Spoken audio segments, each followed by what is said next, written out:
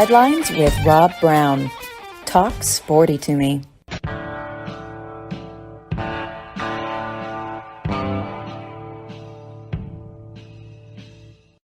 Well. Welcome to this Tuesday morning edition of Sidelines. It is going into week 11 of the college football season. A lot going on. It's a busy day across the country. College football at the top of the list of most important things. And we're going to get talking about it here in just a second with David Schultz, WNSP down in Mobile. Will join us. Jimmy Hodge just checked in from up in Lake Zurich. I'll be with you for the next 2 hours. We've got Jordan Hill, 24/7 Sports, covers Georgia for us in the second segment. Top of hour number 2, Mark Hamm he's going to be able to he's got his voice back, but he was a Tennessee fan down in Athens. Going to get his take on Tennessee's loss, but hey, Tennessee wins out. I think they're in the college football playoff based on strength of schedule. And in segment number 4, Yancy Porter. Today, he's got us on his calendar. He's a busy man. He will be talking to us, Rebel Yell Hotline. He is Mr. Ole Miss. So we'll be talking about that Ole Miss-Alabama game. Give us a follow on Twitter at Sidelines_live. And remember, we're with you every Monday through Saturday for 2 hours every day. We talk college football. We're going to start cranking up our college basketball here soon, college baseball and recruiting. We are all about sports. That's what we do. That's who we are. And who we've got up batting in the leadoff position is David Schultz. And I don't think he's an Astros fan, but David, a lot of college football to talk about. And Syracuse has now lost 3 in a row. Yeah. I know your frustration with it. We're just excited that we had a coach that actually looked like he was having fun for the first time in 2 years. We celebrate this life. Yeah. First thing, Jeff Saturday. Jeff Saturday. Jeff Saturday. Yeah. Jeff Saturday. Really, Jeff Saturday. Yeah. I would say that. For Auburn, I don't think anybody besides anybody playing or coaching, winning or losing, had more fun than Cadillac Williams. I mean, he soaked it in the whole time. I mean, when Brian Harsin was on the sideline, I mean, he looks like he's going to get a colonoscopy, right? He looks like he's dreading it. And I know Nick Saban kind of looks the same way, a little bit too serious. And the winning part is the fun part I get. But, boy, Cadillac Williams was, sucking the energy out of every piece of morsel he had on the weekend. Now, they blew it, which wasn't great. But they also came back. They were way down and came back. And it's good to see that fight. It's good to see that the kids, haven't given up. On my show yesterday, we were talking about, how does Alabama bounce back from losing to LSU? How does Tennessee bounce back? And, Auburn, just looked like, a different football team. And that was good to see. We'll see where the coaching search lands. Apparently Dan Lanning is staying in Oregon, but we'll see. Yeah, and Dan Lanning is an attractive coach, but he's been there 1 year. He's been a head coach 1 year, but hasn't been there 1 year. Yeah, not even a full year. So. Yeah, exactly. But he's we had Matt Dean on yesterday with us, and of course, his son Tyler is on the staff out there at Oregon, and Matt's been out there several times to Eugene. Said actually you go from Memphis to Dallas, and there's a flight from Dallas to Eugene, not Portland, but to Eugene. He said that's why Oregon is doing so well and has for a long time recruiting the state of Texas. And that's makes good sense. David, we look at all these teams. Again, you've got to have fun playing college football. It's not fun when you're losing, but when the effort's there and then you get the talent, it'll all work out. What was your takeaway? Let's start over, in Baton Rouge, Alabama, LSU. This is the 4th game. The Alabama in that Texas game, there were signs there, but you're like, okay, it's a road game in a hostile environment. You expected Texas to be ready. Then the Texas A&M game, then the Tennessee game, that LSU game. Alabama could be undefeated. They've lost on the last play in 2 games, right? But they're not that automatic. They show up and they're already up 14-0 invincibility. Who's cost themselves the most money by I don't know. It's a tough read on this Alabama team, but they're capable of beating everybody's brains in. but there's some things that are different about this team. No great playmakers at wide receiver is a start. So a couple of things. We need to slow the roll down on, the Miami dynasty or the Alabama dynasty is over, although it may take a step back next year, okay, because of the amount of talent that's leaving. Like you said, they lost 2 games on the road on the last play of the game. So there's that. They're not getting steamrolled like Clemson just got steamrolled, all right, by a team that can't throw the football. So Clemson just got steamrolled. Yeah. Second of all, everyone's saying, well, the NIL deal is evening things out. Well, Alabama still was the number 2 ranked recruiting class last year. And where's I haven't seen the NIL deals, manifest itself. A&M still stinks. They're the ones who are benefiting the most, right? I mean, where is the team? Tennessee hasn't gotten an NIL deal yet. They're still playing with the same players they just had. So I'm trying to figure out where the NIL deals are affecting college football because there isn't this brand new team, right? I mean, Oregon's always been there for the last decade, right? Michigan's taken a next level, but they're still Michigan. So I'm trying to figure out where the NIL deals are having it. As far as more specific, I'm just disappointed in the Alabama defense. This is an experienced bunch. All right. There's going to be half the guys on the defense are going to get drafted, from Will Anderson to Tuatoa to Jordan Battle to Helms. And you got Kool-Aid McKinstry, who may be the second best player on the defense. You're going to get a bunch of guys that are going to get drafted, and they just have not shown up all season long. Okay, I'm sorry, but Will Anderson may be the biggest disappointment in college football. And someone's going to tell me, I'm sure, well, he gets double teamed this and double teamed that, and I'm like, well, okay, but Aaron Donald gets double teamed, and Lawrence Taylor got double teamed, and these guys made plays. And what I saw on Saturday was a lot of almosts. He did get to the quarterback once, but he almost got to him a couple of times. He almost tackled the running back, and they got undisciplined, and that's how Jaden Daniels, was able to scamper for the go-ahead touchdown and then the winning touchdown. And so I'm disappointed in the Alabama defense, and that's what I wanted to see them to step up. They actually played pretty well. Certainly in the first half, they only gave up 7 points, and then through 3 quarters, they only gave up 14, then someone's going to have to teach me about math, Rob. I'm trying to figure out the whole math thing.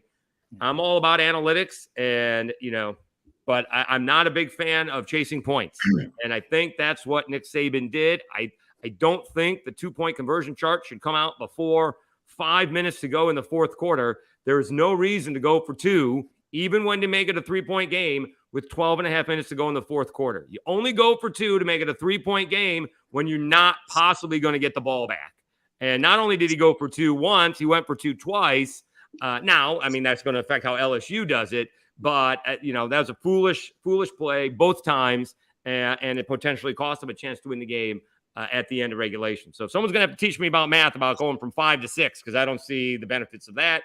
Someone could probably talk me into the going up by 3 with 12 and a half minutes to go, but I would disagree with that as well. So there was a lot going on there. I think, it doesn't happen often, but Nick Saban got outcoached. Alabama got outplayed. And, Bryce Young is a magician.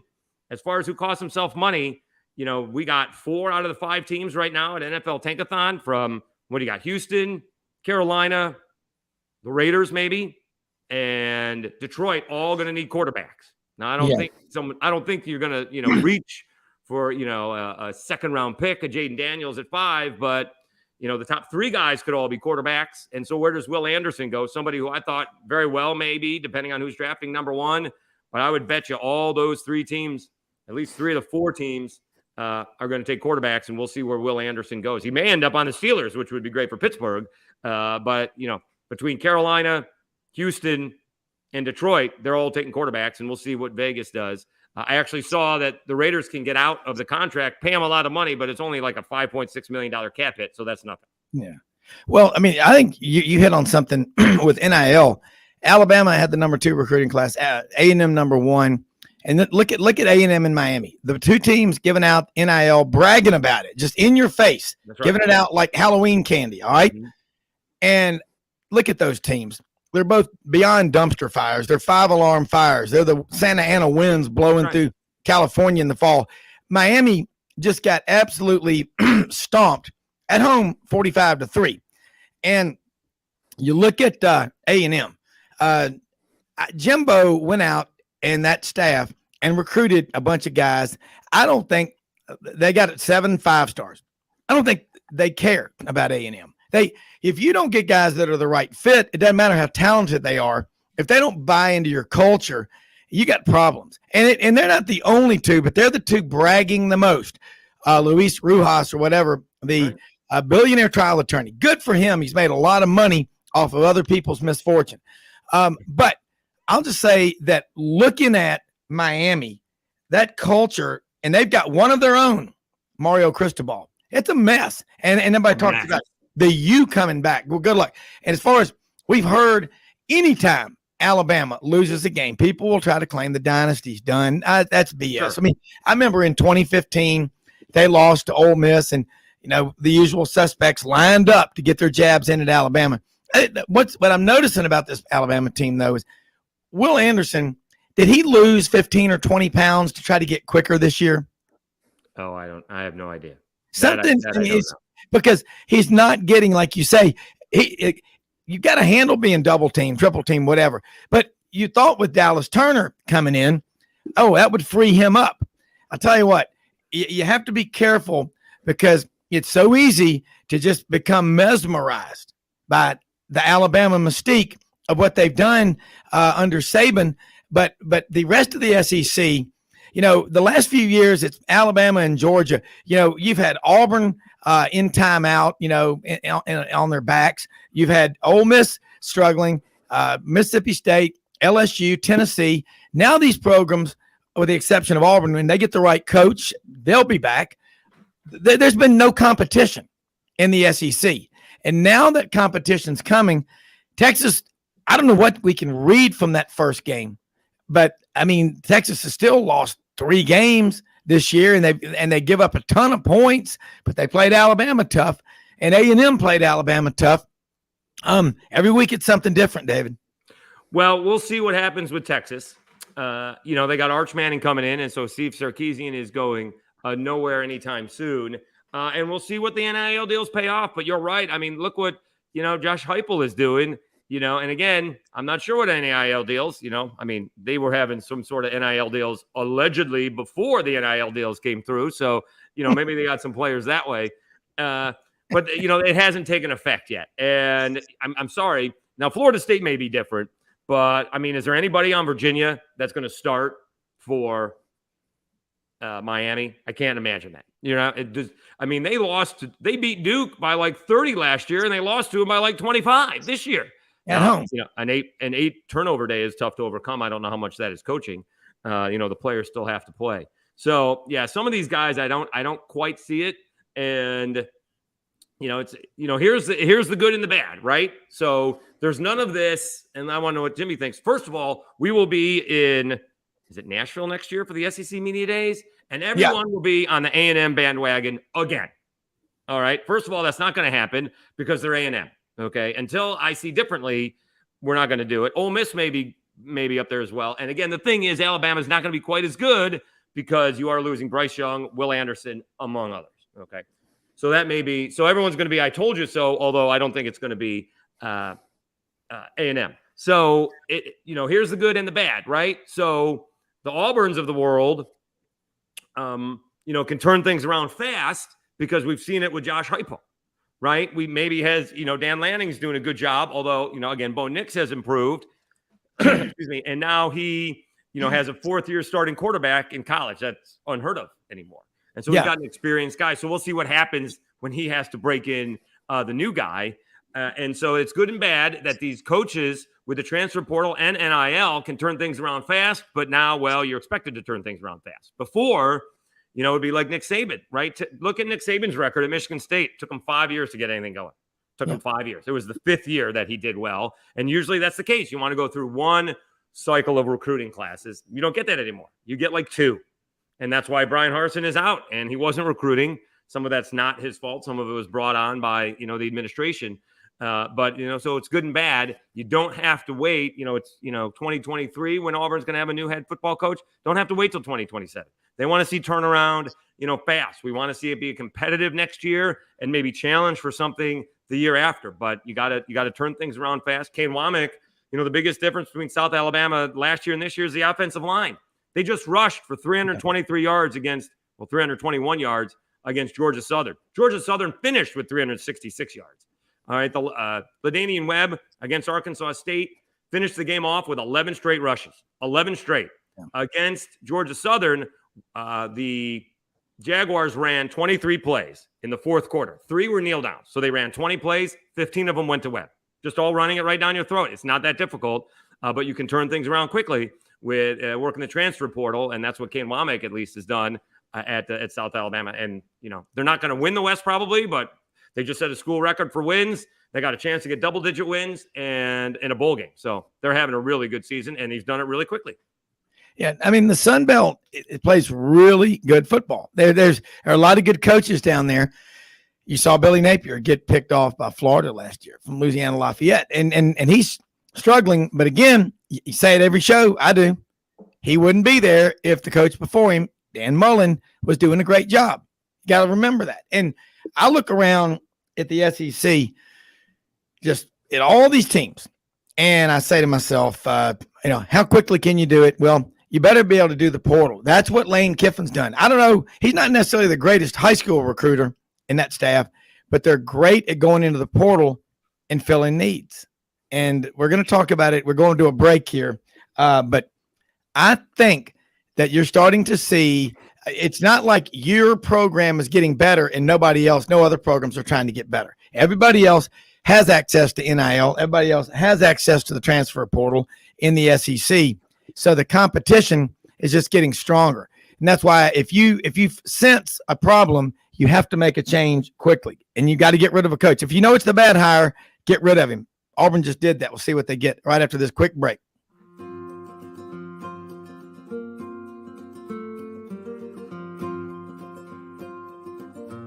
Hey everyone, my name is David Wisdom. And I'm Shelby McNeil, and we're attorneys with Haggard, Cleveland, Pierce, Thompson & Short, your local Auburn law firm. Established in 1959, right in the heart of Auburn, Haggard, Cleveland, Pierce, Thompson & Short has grown in response to our clients' legal needs. We're a full-service law firm focusing on the legal issues our clients face. We take pride in providing our clients with exceptional legal services, ongoing communication, and skilled representation. If you have any questions about our services, please give us a call or visit our website today.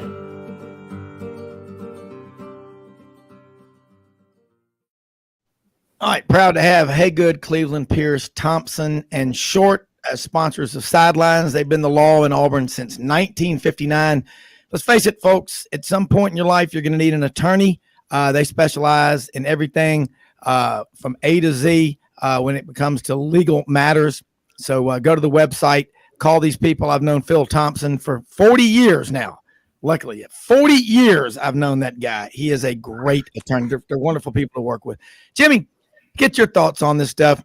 And Dave, you made a great case for several things, but what's going on at South Alabama is exciting. I don't know. Are they the second best program or is it UAB? But Jimmy, what are your thoughts? Well, I think the big problem with Will Anderson is the fact that I just think Pete Golding's done a poor job in how he's used him. If you compare that to the Tennessee game, it was almost a carbon copy. They didn't move him around at all the entire game. And if you're the offensive line and you know where he's going to be virtually every play, especially in passing situations, it's easy to double team. And you contrast that to Tennessee, as I mentioned, even though they gave up 571 yards total offense, they were constantly moving their players around, changing alignments every play, trying to do something to stop Alabama. And they were blitzing all the time. And especially on that last possession, when they forced Bryce to throw early, and that made Bama try the 50-yard field goal. It worked, and it will work occasionally. And you move ahead to Saturday night against LSU. It was kind of the same thing. You contrast that with LSU's defensive strategy. They were blitzing players that were 10 to 12 yards off the ball in the middle of the field, and they waited until after the ball was snapped. They did things that Alabama was not expecting. And when you're making adjustments after the ball is snapped, that creates problems for your offensive linemen and who's blocking to pass protect and so forth. You can contrast that to Mississippi State. They were moving guys all around. Will Anderson, I think they had, I don't know, multiple hurries in that Mississippi State game, but against Tennessee, no sacks, one hurry. And it was similar against LSU. And it just seemed like to me they played passively. But Dave, on the first 2-point conversion attempt by Bama, I was okay with that. What I wasn't okay with was the play call on both 2-point conversion attempts. There was just nobody open in the middle of the field. And you contrast that with the play LSU ran with the game on the line. It was brilliantly designed. And I think as they lined up to run that 2-point conversion to decide, and with Alabama's season on the line, I think it told you the story of Alabama's defense when LSU comes up to the line, and after a timeout, Alabama has 12 men on the field. Right. And worse than that, you've got to have Malachi Moore racing off the field. That's a guy you want in the game. And it was really just embarrassing to see that. And then on the offense side of the ball, in the second half, when they finally decided to start running the football, they were averaging 5 yards a carry, to make life at least a little easier for Bryce Young. Now, again, that blitzing scheme was giving Bama problems, all right. But if Bryce Young isn't Alabama's quarterback, they lose that game by 2 touchdowns. Yeah, quickly, Jimmy. You can't coach. Yeah, quickly. And I really hate saying this because I'm just not a fan. But if Bryce Young was on Notre Dame, they'd be the best team in the country. And it may not be that close. Mm-hmm. Yeah. Well, I mean, who's got a great quarterback? That's the hardest position to find in college football. Well, that and offensive lineman now. Especially offensive lineman, Dave. You got a great offensive line. Yeah, but I mean, beat anybody. If you gave Notre Dame an average to above average quarterback, take one of the Wills. Take Will Levis or Will Rogers. They'd be a top 5 team. No doubt in my mind. They can run the football down your throat. They can stop the run. They got one of the great tight ends. The quarterback can't throw it into the ocean. And yet that game against Clemson wasn't very close. Usually when you make a team, either always run the ball or always pass the ball, like South Alabama did, right? Georgia Southern, 88 yards rushing, but one rush early in the game was for 54 yards. So they didn't even try to run the ball. They rushed the ball for 34 yards the rest of the game. It's really easy to play defense when you're doing that. You would have thought that would have been able to stop for Clemson because they just can't pass the ball. Notre Dame can't. And yet, you give him an above average quarterback. Maybe the kid turns into something. He's nothing right now, but Notre Dame would be really good. Whereas, you give Alabama an average quarterback, which they may have next year. We'll see what happens with Alabama. I thought their next loss was going to be Texas at home. I still think they're going to lose to Texas at home.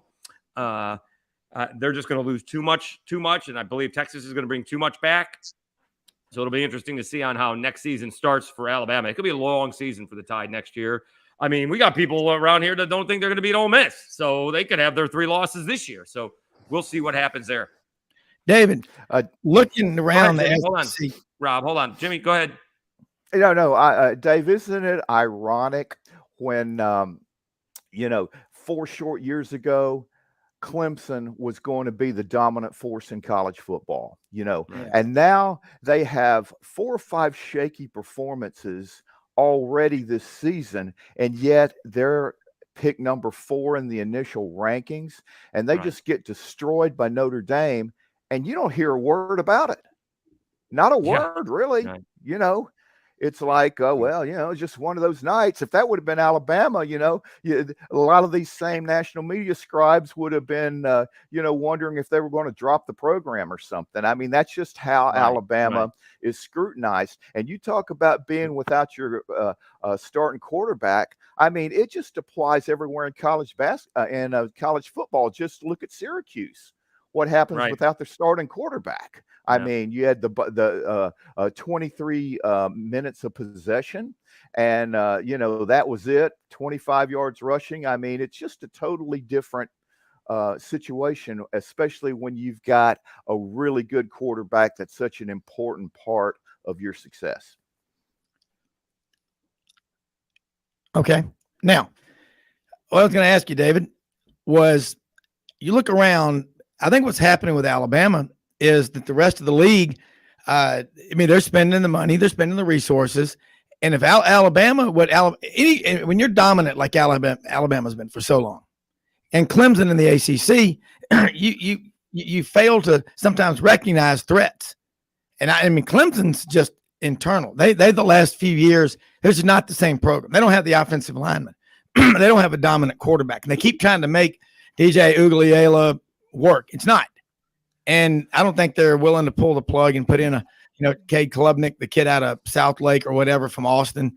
But I look at other schools in the SEC. If Ole Miss beats Alabama, the critics are going to be going, crazy. As far as Clemson goes, Jimmy's been calling them out all season, and hell, it doesn't take a great football mind to see it. They're just not that good. They've got talent. Just a few years ago, they signed what was called the greatest, most highly rated recruiting class maybe in history, or one of them. And then this past year, we heard about A&M. David, I think the NIL thing is going to work itself out, because I'll tell you what I did here. This is the kind of stuff that's happening. I'm not going to name the school, but I know it. It's a fact. 5 kids got paid about $7,000, $8,000 a piece in NIL money. And you know what they all did? They went out and they got tape and professional evaluation and all this stuff, and every damn one of them entered the transfer portal. And that guy that gave that money to those kids at that school, which shall remain nameless, is madder than you know what. Well, and that's where this NIL, Texas A&M, you got those guys in the locker room doing things that are not for the team. Right. That's what we're getting. Well, the NIL deal was there's definitely things going back and forth, right? There was, you listen to Baton Rouge radio, and there was an NIL battle with 3 guys going back and forth, right? And I think 2 ended up at LSU and 1 ended up at A&M. They're all buddies. And it was just going down. There was a bidding war, right? And it was not much of a secret. So I think it will even things out. I think people are kidding themselves if they think they've evened it out yet, right? Like you said, A&M, people are going to conflate. He had the best recruiting class, last year, but are those kids playing? They're all 18 years old, right? Do we know a lot of, now the LSU tackles are freshmen, but and Perkins is a freshman, but are these guys big NIL deals, right? I remember the Brockemeyer twins. Have they been on the field at all for Alabama? These guys are going to start a freshman. They haven't played in 2 years. 2 of the most underwhelming recruits I've ever seen. So these guys we're talking about, they're going to play in their freshman year, and they can't get on the field, either one of them. So yeah. I think eventually it will even out, but show me the school that has benefited from the NIL and, where they are, right? We can go through the top 10 from last year to this year or 2 years ago, and there really isn't a huge difference, right? Cincinnati is going to be a good program. They're going to be top 25 program for the next decade. They were a top 4 program last year, all right? Because they had an experienced quarterback, and maybe the best player in college football last year was Sauce Gardner, by the way, as we're seeing in the pros. So, it may even itself out in a couple of years, but there's not this. Tennessee is good because Heupel got his scheme, and Hendon Hooker fits into the scheme, right? Are all those wide receivers transfers? I'm not sure. And so, Michigan, again, is taking it up to the next level. But, again, Alabama's not getting beat 45-10. They lost by, like you said, the last play of the game twice. Yeah. And that's that when you're at that level that they're winning at, you're going to be scrutinized. Jimmy, I agree with Jimmy. And everybody knows that. Ohio State doesn't play near the schedule, but they're the darling of the national media, and they've got their minders on every TV set, making sure that Ohio State narrative is shoved down our throats. David, we run out of time. Great segment as always. Let people know how they can follow you. And again, we appreciate you taking time to join us. We always love this appearance when you're on here, because I learn a hell of a lot. So at SchultzCast, SCHULTZY cast. I'm on WNSP from 3 to 6 p.m. Also Locked On Sunbelt. We got some big ball games coming up. Texas State coming to town for the football game on Saturday, but also Alabama basketball coming down next Tuesday. And apparently Oklahoma just lost to Sam Houston State, and South Alabama is going to go play Oklahoma next Friday. So it could be an interesting start to the college basketball season for the Jaguars. Hey, we love college basketball. Looking forward to talking about it with you again. Thanks so much. Have a great week, David. Thanks, guys. Have a good one. All right. You too. Jordan Hill joins us 24/7 Sports and covers Georgia for us. And Jordan, I was watching last night. I saw on Twitter as you were corresponding from Stegman Coliseum over there at the Georgia basketball game. Again, that's $1 million question is you look at Georgia with all the talent in the state, not just football, but basketball just around Atlanta. And you always wonder, why is Georgia, not a power in basketball? Mike White, first year is a big deal last night. What was the crowd like, the atmosphere? And then we're going to talk some dog football. Yeah, I thought the crowd was pretty good. I thought Georgia did a very smart thing and kind of combined the women's and the men's games. Both teams have new coaches this year. And, I thought it was a pretty good crowd. I thought that Georgia played pretty well in the first half and kind of got sloppy early in the second half. Western Carolina came back, cut it to within 2 at one point, and then Kerry Oquendo and some of those guys, Terry Roberts, one of the transfers they got, made some plays and helped Georgia hold on and win that game. And, talking about the talent around Atlanta and in Georgia, to me, that's going to determine how this Mike White era in Athens goes. Yeah. And I think he comes in at a good time for Georgia basketball in the fact that you have the portal where Georgia did this offseason, getting guys from Georgia that didn't necessarily sign with them out of high school. Mardrez McBride was at North Texas. They've got a few other guys that are from the area that grew up and were either Georgia fans or grew up in the state. And I think that was a smart strategy as far as, bringing guys. Frank Anselm is a guy that played in Swanee for a while in Swanee, Georgia, and brought him in from Syracuse. I think that opens up the opportunity for Georgia to get talent in and to continue to try to turn this team into at least a pretty competitive SEC team. Yeah, and they should be. All right, Georgia, 27, Tennessee, 13. Wasn't that close. And I'm sitting here with my wife who's a Vol for life, and but that's the way it was. It was not even close. And Tennessee, look at Georgia's defense.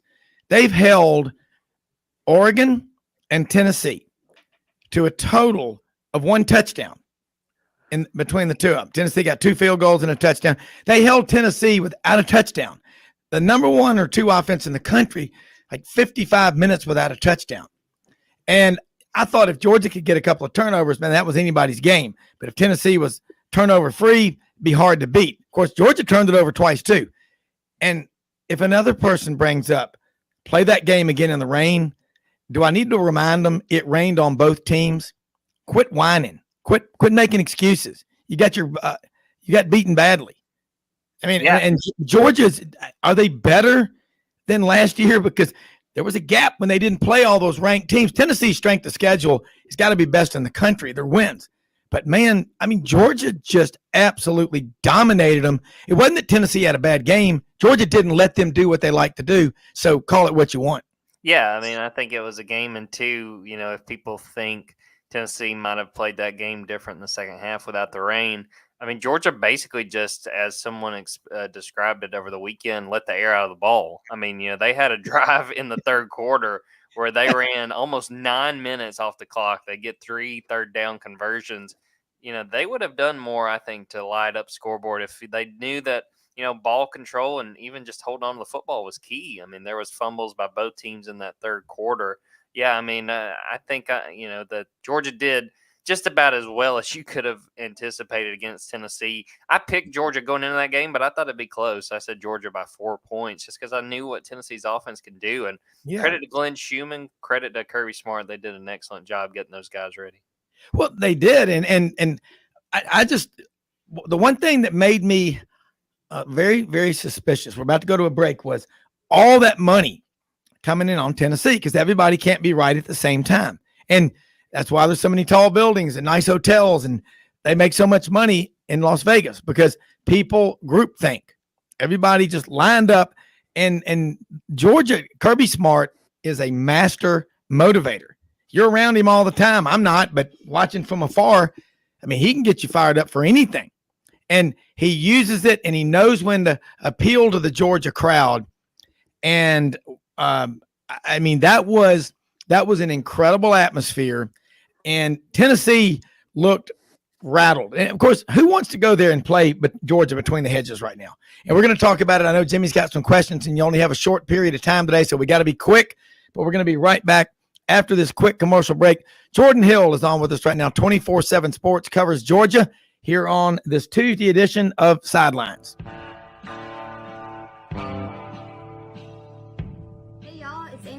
And Dunn, just coming to let you know about our new collection of boots. It's going to be our dress boots. They're the horsepower collection, and they're genuine exotic leathers and really comfortable. Comes in all different sizes and patterns, so come check them out.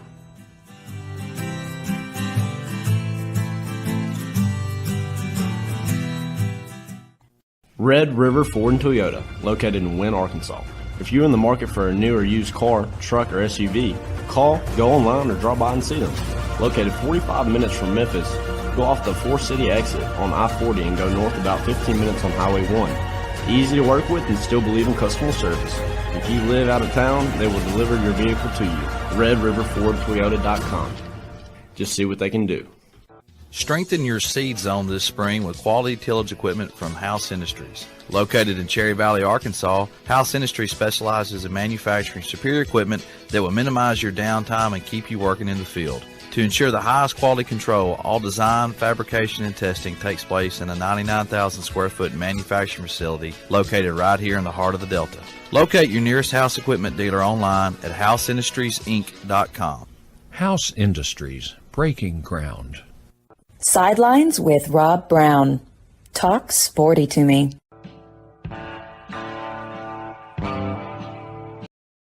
All right. Jordan Hill, Jimmy Hodge, Rob Brown here with you. Jimmy, I know you've got some questions. You were suspicious minds. We all were going into the game, the turnover issue. But were you shocked at the way Georgia handled Tennessee? Just absolutely dominated them? I was. I mean, up to this point, I had never seen an offense under the leadership of Alex Golish, who had been able to line receivers up in a manner which just week after week created busted coverages in opposing secondaries with guys like Hyatt. This guy leads the nation probably in, longest TD receptions. And against Alabama repeatedly, he was just running 10 yards behind the secondary. Same thing happened in the first series of the Kentucky game. And then against Georgia, well, they just sent a message. You can forget that. And what was so different to me, and I wanted to ask you this, Jordan, the aggressiveness and the physical nature in which Georgia played defensively, I think really set the tone for this game. And I wanted to ask you, between Glenn Schumann and Will Muschamp, is this kind of a joint venture between those two guys in regard to who puts together the strategy for the defense, not only leading up to the game, but for adjustments that need to be made during the game? How is that working? I know that maybe Muschamp, is he co-defensive coordinator? I don't know his official title, but it's obvious that he's certainly got a part in it. And of course, Schumann, I think, has always been listed as the defensive coordinator. But how does that arrangement work? Yeah, so it's a co-defensive coordinator set up with Glenn Schumann and with Will Muschamp. I'm pretty sure Schumann is the one calling the plays just based on what players have said, but they've tried to keep that under wraps. It's kind of a joint effort. I do think in preparation for games that it's kind of those two and Kirby as well. I mean, kind of, honing out what they want to do on defense. But yeah, I mean, they were super aggressive. I think that they came into that game and said, look, we're going to be comfortable with the challenge of leaving our secondary, leaving our defensive backs on an island, leaving those corners especially on an island. They came after Tennessee. They did a good job of pressure, and this was a team that just had trouble getting the quarterback down all year, and then I think they wound up with 6 sacks on Saturday. I mean, they put together a fantastic game plan, Glenn Schumann and Will Muschamp, and that whole defensive staff, I think, deserves credit. And then credit to to the players, Malachi Starks, a true freshman who has 10 tackles. Javon Bullard, the star, he winds up with 2 sacks. Keely Ringo has a huge interception, which to me, when Keely Ringo made that pick, it was pretty much game over. There was still plenty of time left, but that was Tennessee's best shot at points and trying to keep up. And once Keely made that interception, you just kind of had a feeling Georgia had this one in the bag. Well, when Keely Ringo made that catch, it looked like he was the receiver running the route. He just caught it over his shoulder. And Tillman's trying to defend it. I mean, Tillman's trying to break it up. I mean, Jimmy's right about I think everybody was shocked, but I just got a text from one of our listeners, Shoney says, Tennessee defense gets overwhelmed by top level offense. And question here, Jordan, is there a serious Heisman Trophy campaign underway at Georgia for SB4, proud native son of Blackshear, Georgia, Stetson Bennett IV? If there isn't, why not? Yeah, we haven't really heard any buzz. I don't think Georgia's going to push it, but it's one of those things, people talk about. Sports writers love storylines, Rob. I mean, you've been around this long enough to know that he can generate buzz. It just kind of depends on how the storylines, how the narratives play out. But it's hard to argue he can't be in that conversation. I mean, there's no clear runaway leader, in my opinion, right now. If Georgia keeps winning, people are going to be watching Georgia. And, if he puts on more performances like he did on Saturday, other than not being able to follow on a loose football, I mean, it went about as well as you could have anticipated or hoped for when it comes to Stetson Bennett playing what was the number 1 team in the college football playoff ranking. Well, here's some stats put out. I'm going to give credit to Chris Lowe of ESPN. Stetson Bennett, 2,605 passing yards, 2,736 total yards, 17 total TDs, 3 interceptions. Hendon Hooker, 2,533 passing yards, 2,888 total, 25 total TDs, only 2 interceptions. Bryce Young, 2,235 passing yards, 2,381 total yards, 22 total TDs, and 4 interceptions. And then C.J. Stroud driving his Bentley with his NIL money. He ain't the only one. At Ohio State, 2,453 passing yards, 2,528 total yards, 29 total TDs, 4 interceptions against arguably, without a doubt, it's not even arguable, the weakest schedule of any that compared it to Georgia, Tennessee, or Alabama. But Stetson Bennett, I mean, he's up there at the top of that list, man. So again, there's this narrative. Well, we didn't have him rated as a 4 or a 5-star. He's only 5'10" or 5'11", whatever. I mean, how can he not be a Heisman Trophy candidate? I'm not, attacking you, but I know he's a team guy and all like that. But I think it's going to be one of those type of deals where they don't have to wage a campaign. You're right. The Georgia keeps winning. He'll be in New York. And if they go undefeated and win the national championship, Stetson Bennett IV should win the Heisman Trophy, because a lot of people were pissed off that he came back this year. Remember that? Oh, yeah, for sure. Believe me, I heard it throughout spring. People were really wondering about him coming back. I mean, to me, what's going to get Stetson, I think, is just a lack of touchdowns. That if you listen to all those stats, that's the one jarring difference. Yeah. But again, you keep winning. Georgia goes undefeated, again, it's all narrative when it comes to the Heisman, because a guy you didn't mention, and I don't think he's going to win it, but I think they will talk about him, is Bo Nix. Bo Nix is a guy that people are talking about because of what he's done at Oregon. And a lot of that is with the story that comes with that, with Bo having his moments at Auburn and going somewhere new and having success there. I still think you can't just totally discredit what he did against Georgia in the beginning of the year. Georgia just totally dismantles them. But yeah, I mean, I wouldn't say it's totally out of bounds to say that Stetson could be a candidate, but in the end, I just think he just doesn't quite have the passing touchdowns to win it. I could see him going to New York. And again, the more Georgia wins, the more likely that trip to New York is going to be. You're muted, Rob.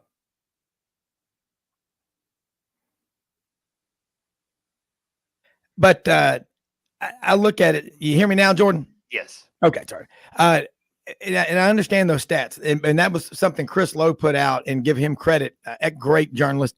But the Bo Nix numbers, yeah, they're on there. We know about there only been 4 quarterbacks since 2000 who 8 games into the season have thrown for 20 plus passes, touchdowns, and run for 10 plus touchdowns rushing, obviously rushing.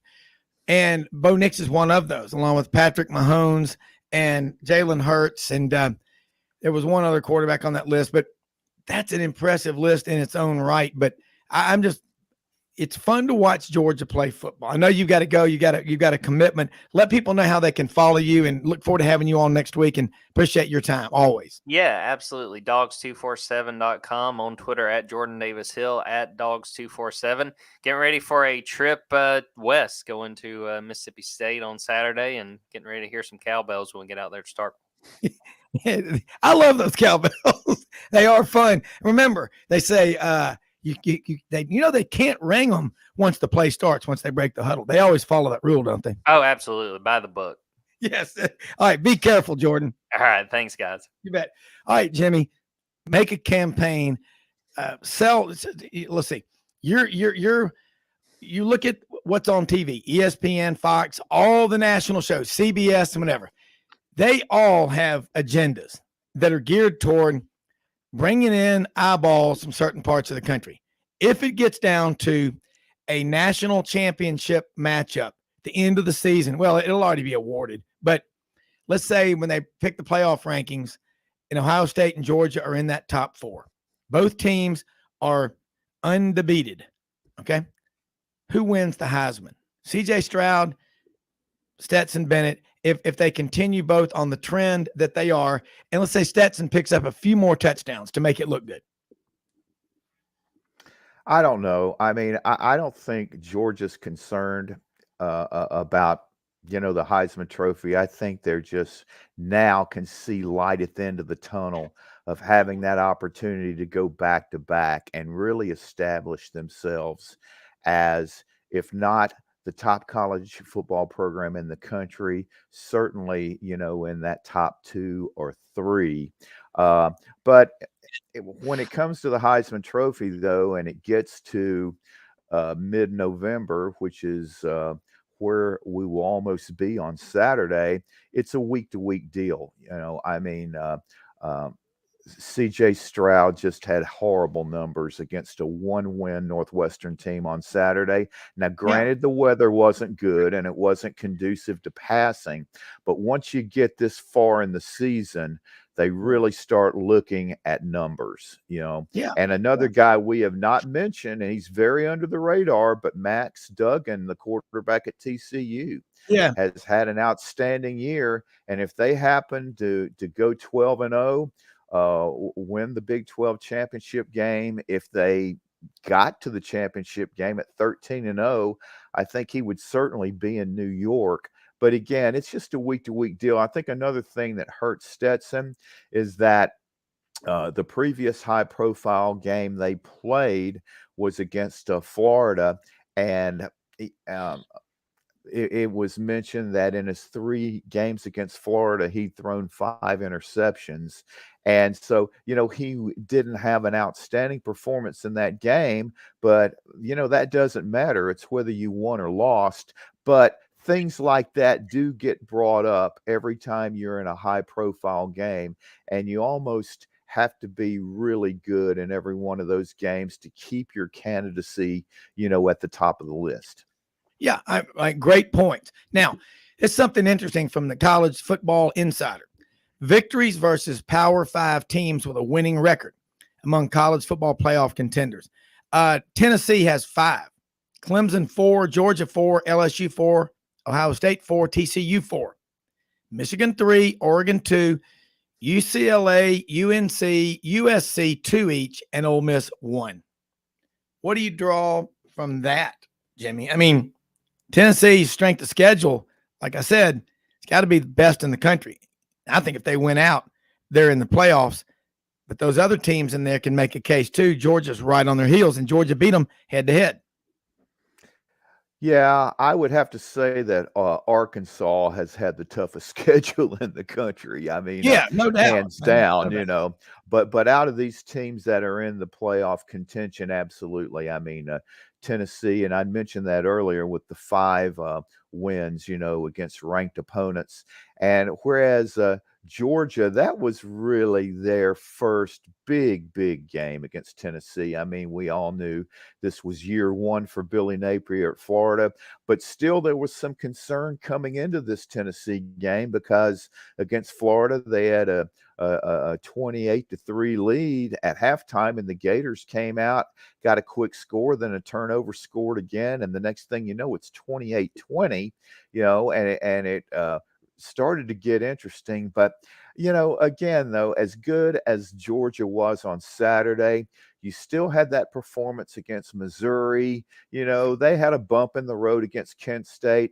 And I think we all tend to forget that these are 18 to 22-year-olds for the most part.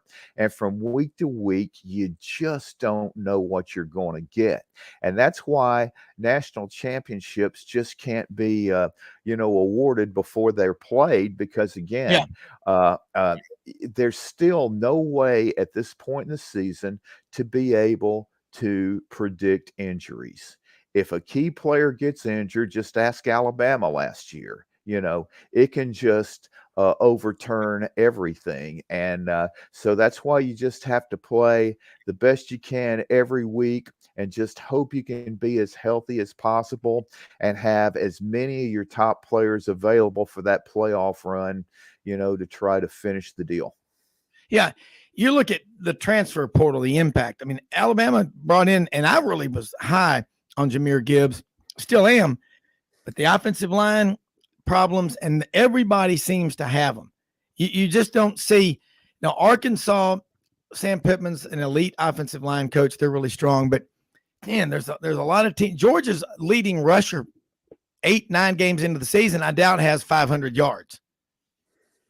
Kenny McIntosh. Well, again, though, they really spread everything around. But I've really been impressed with McIntosh. He has had, in my mind, a season similar to what Brian Robinson had at Alabama last year. I mean, people don't realize that he had, I think, over 1,200 yards rushing.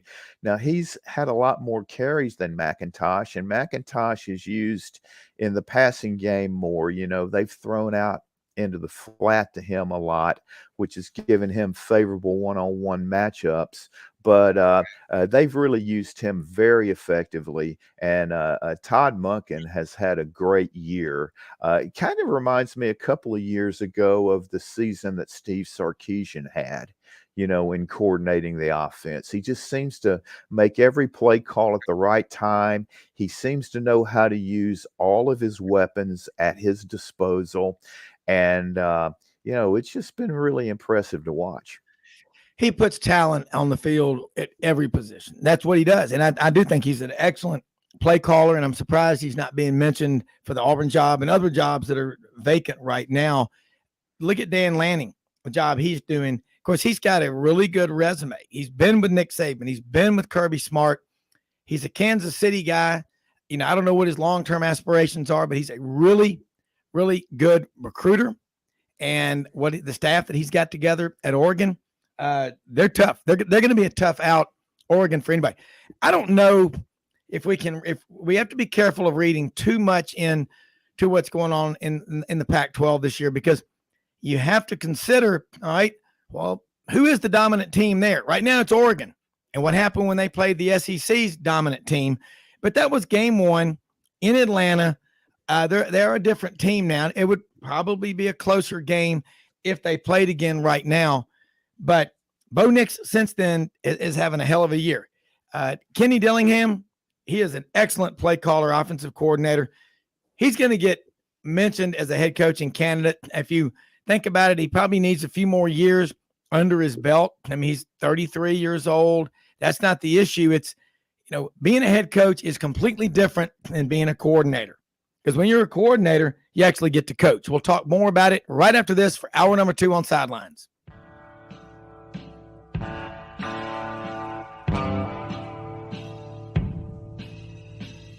Kitchens and bathrooms make a home, and the design teams at Kitchens Unlimited know how to make kitchens and baths. They know it all because they have seen it all. Kitchens Unlimited has been designing and remodeling the Mid-South's kitchens and baths for over 50 years. Check out their showroom at 3550 Summer Avenue or visit them on the web at kitchensunlimited.net. If you have a crash, dent or ding, go to G.E. Patterson and BB for Tom Martin's Body Shop. Come on down to Hewlett & Dunn Boot and Clothing Company, located on Historical Square in Collierville, Tennessee. Hewlett & Dunn is the second largest Filson dealer in the Southeast, stocked with Southern brands you know and trust. And a new inventory arriving all the time. Do yourself or someone you know and love a favor and visit this store. Open Monday through Saturday, 10 a.m. to 5 p.m. Red River Ford and Toyota, located in Wynne, Arkansas. If you're in the market for a new or used car, truck, or SUV, call, go online, or drop by and see them. Located 45 minutes from Memphis, go off the 4-city exit on I-40 and go north about 15 minutes on Highway 1. Easy to work with and still believe in customer service. If you live out of town, they will deliver your vehicle to you. RedRiverFordToyota.com. Just see what they can do. As an agricultural producer, no matter where you farm, minimum tillage is a primary concern each and every season. At House Industries in Cherry Valley, Arkansas, we manufacture equipment to help you maximize efficiency when planting and watering a crop. Pieces like the pulverizer, bedder roller, 3-bar do-all, and bed conditioner assist you in optimizing seedbed preparation and ultimately your bottom line. Visit HouseIndustriesInc.com to locate the dealer nearest you. House Industries, breaking ground. Sidelines with Rob Brown. Talk sporty to me.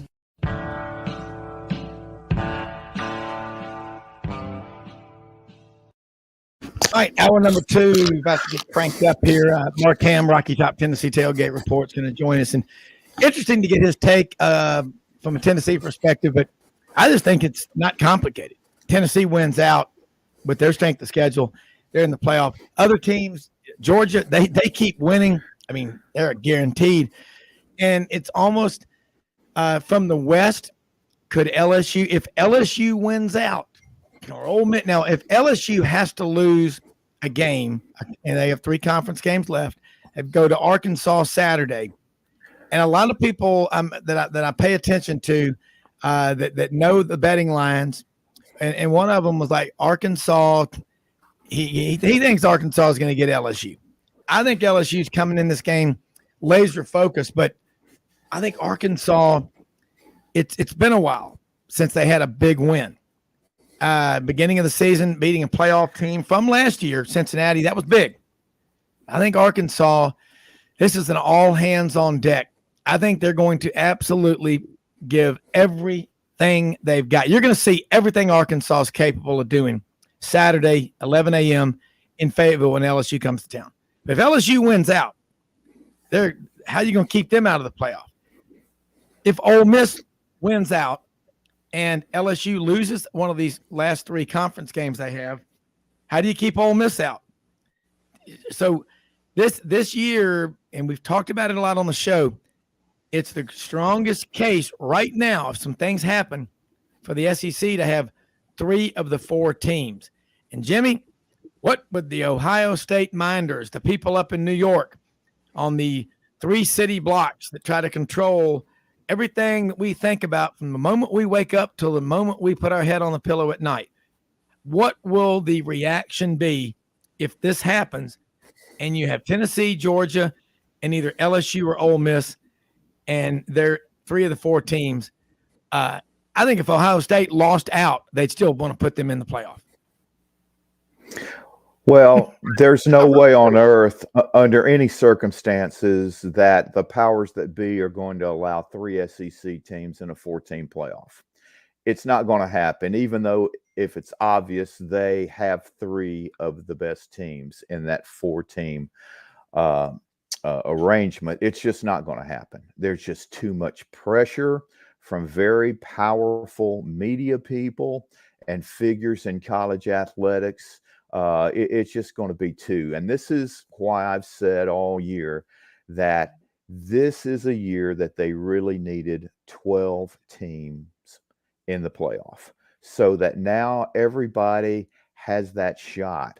And also, I think it'll help even the elite traditional programs if they have some key players injured early in the season and aren't available until mid to late season. But at the end of the year, they're playing as well as any team in the country. They could squeeze into those 10, 11, and 12 spots. They'd have to play an extra game, but they'd be glad to trade that to be able to have a shot at it. And even with 12 teams, the top 4 seeds are still going to have the easiest road because they're not going to play in the first round. So, if Ohio State loses a game, though, they are out because their strength of schedule is just going to eliminate them. They have no strength of schedule. Yeah, I agree. Now, I'm going to go back to something you just said. There are a lot of powerful people in the media. Are you going to tell us, all of us listening and watching on Sidelines on this Tuesday, that even if it's not right, these powerful people in the media, just to prove their point, even if it wasn't fair, right, legitimate, whatever you want to call it, they would not allow a third SEC team, even if it was obvious the SEC had 3 of the best, because they have so much power? I mean, I'm asking that laughingly, but I mean, that is the problem. And there's a narrative out there that they've got to push, and the SEC is that dominant. Now, I don't hate these other conferences, but you look at it for what it is. I think but again, we're going to a 12-team playoff, so that solves that. And then they're really going to freak out when there's 4 or 5 SEC teams in there. Yeah, but they know that's coming, though, because with the addition of Texas and Oklahoma, you're going to have as many as 8 teams in the top 25 during the season. I mean, it's absolutely inevitable because those traditional heavyweight teams and then some of the newcomers in the SEC that have shown a lot of progress, they're going to get better and better each year just by playing the competition that exists in the SEC with all those heavyweight programs in the conference. And it's going to draw the top recruits because those top high school players are going to want to play against the best competition, which is going to help them be better prepared to play in the NFL. So it's going to be a miserable time for the national media. But at the end of the day, with this 14 playoff, it's still going to be the college football playoff committee that's going to make the final call. Yeah, and when we had Bill Hancock, the chairman of the College Football Playoff Committee, on the show Friday, you remember what our good friend Ken Capps, Football Writers Association of America, said? Wasn't it a relief not to see Alabama in that top 4? And Bill Hancock's response was, "Now, Bill, let's be nice." But look, I just say this: Mark Hamm, Rocky Top, Tennessee, Tailgate report, came back from Athens. I know you've got a lot that you took away from that game. My take is, just objectively, although I live with a Vol for life, my wife, your cousin, Audrey, I believe if Tennessee wins out and their strength of schedule, I don't know if you heard the stat that I gave a few minutes ago, provided to us by Chris Lowe, great journalist, ESPN, when he said Tennessee leads the nation with 5 wins over Power 5 teams with winning records. Right behind them are Georgia and Clemson with 4 each. Tennessee wins out, Mark, you're going to the playoffs. So get your bus tickets ready. Yeah, I mean, I think so. I mean, look, my hats off to Georgia. They just dominated us, the first half and most of the entire game. But look, you know what? We learned a lot. I think, I agree with you. We've had a lot of good wins this year. LSU beats, Florida. I mean, Alabama this week, and they're moving up as well. But I agree. I think we went out pretty strong. I mean, we have 1 loss. And if you look at it, you got Ohio State's got to play Michigan. I mean, there's going to be a loser there. It's going to have to drop out, I'm assuming. And I'm not sure that LSU can beat Georgia if they go to the playoff or to the SEC championship game. So I think there's a good chance. Then you got Texas with TCU, so maybe our future SEC brethren can step up and knock TCU out. But I feel pretty good if we can win out strong and we get a couple of losses, from the other teams along the way. I really think we can get in. And I think we'll be a lot better prepared for Georgia next time. I think they just had a game plan that just, took our receivers completely out of the game. Well, it's year 2, and this is year 7 for Kirby at Georgia. And I got to ask you, I was listening to Bob Kessling, the voice of the Vols, was on with us Friday, and a smattering of Tennessee fans here, a few more there. What's happened to that agreement that I know with most of the schools, Auburn, Alabama, Auburn, Tennessee, Georgia, Florida, LSU, you got 8,000 to 10,000 tickets in a block area. Okay. And I'm sure now, season ticket demand is so high, they have to give up those and stuff. But golly, man, where were the Tennessee fans? That was always a fun part. You had your block section. That was an incredible atmosphere. But I don't understand what happened with that. I don't know if it would have mattered, but I think there were a lot of Tennessee fans in Athens, weren't there?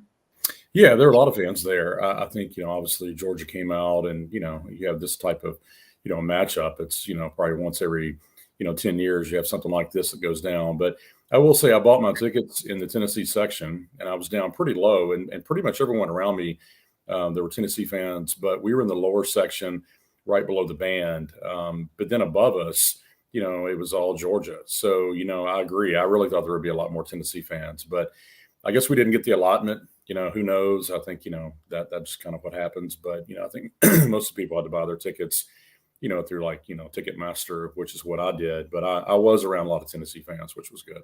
Yeah.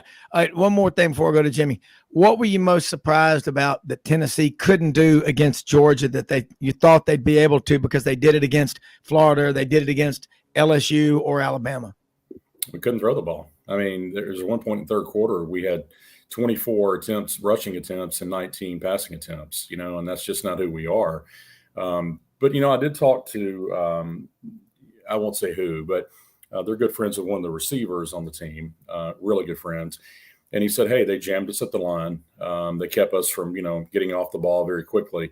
And they're pretty athletic. So I think the fact that they jammed them, they weren't able to get into their breaks, and get down the field quickly. And then the pressure that was coming, the O-line just got beat. And, Hendon wasn't able to really get the ball out. I mean, we only threw the ball deep 2 or 3 times, twice in the first half. One was for a, interception, and the other one he overthrew Jalen Hyatt. But, we throw the ball deep, and all we did were throw short passes. And maybe it's because of the timing, and we couldn't do anything. But we just didn't look in rhythm at all. I think their defense is very dominant, and it just we just didn't have time. And I think being jammed at the line, it kept our receivers from getting into the breaks. And by the time they got to the break and got open a little bit, and Hendon was already under pressure.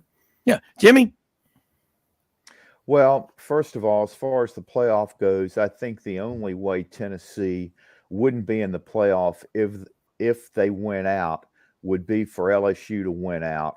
And Right. that would include an SEC championship game victory over Georgia, because they would then have wins over Georgia and Alabama. And being SEC champions, even with 2 losses, the SEC champion is going to get in, the team that gets the automatic berth. And so I think Tennessee's in pretty good shape. But as far as this game goes, we heard all week that Georgia's defense had only had 10 sacks through 8 games. But in this game, they seemed to change a lot of their strategy. They were very physical, very aggressive, and they got 6 sacks in this game, but they did a tremendous job of keeping Tennessee's receivers in front of them. And you combine that with the pass rush and the pressure they were able to put on Hooker, it took him out of his rhythm, because he couldn't go through his natural, progressions. He had to worry about avoiding sacks and trying to get things done on the run. And Georgia really showed how fast and athletic they were too, and just even making running yardage for Hooker he had to earn every single yard that he got. And it was just an impressive performance by Georgia. And I think Kirby kind of set the tone in midweek when he told the Georgia fan base, I don't want a single fan at the end of this game leaving the stadium being able to talk. I want you to yell the whole game. And it reminded me of the Arkansas game last year, where Arkansas, their first 3 attempts to run an offensive play resulted in false starts. And I think Tennessee maybe had 8 false starts in the game. So you got Georgia's A+ game, I thought, and you got their crowd's A+ game. Yeah. Mark, that's interesting. I think Tennessee had 9 false starts. Yeah. It was unusual. I mean, every time we started to, get a little momentum, we had a false start. I mean, it was just unbelievable. And then, the punt that we don't field, and it goes out at the, half-yard line. And then, we have that debacle down there. So, we played our worst game of the year. But, again, Georgia's defense was dominant. But we didn't help ourselves with the false starts. We didn't help ourselves with, getting jammed, off the line. I mean, you got to be able to make those plays. And then, and they were blitzing from the left, and, Hendon Hooker's got to look left every now and then. So, it's one of those things that, they looked at the tape, and, they were coming from the backside every time. And hey, it was a bad day. Well, Georgia, again, you look at them against Oregon and Tennessee, those 2 teams, high powered offenses. Look what Oregon's doing now. Bo Nix they're clicking, but when they played Georgia, they got 3 points. Tennessee played Georgia, they got 2 field goals and a touchdown. Georgia held the number 1 offense in the nation 55 minutes without a touchdown. And now you got Missouri coming to Knoxville. And that's not going to be easy. They've had close encounters on the road at Auburn. How they lost that game, it's shocking. Of course, there's a lot of things I wonder about in life. Then you look at the Georgia-Missouri game. Georgia just absolutely got away with, just a really close win. And then Missouri goes on the road and outplays Florida, outgains them by 100 yards, out-everything's them, but can't get the win. What are you worried about with Missouri coming to town? They're Eli Drinkwitz, I think he just got a new contract extension. He's getting close. They've got a big new NIL deal, the state of Missouri. They just seem to lack the playmakers, because I look for Tennessee to come and just unleash so much on Missouri.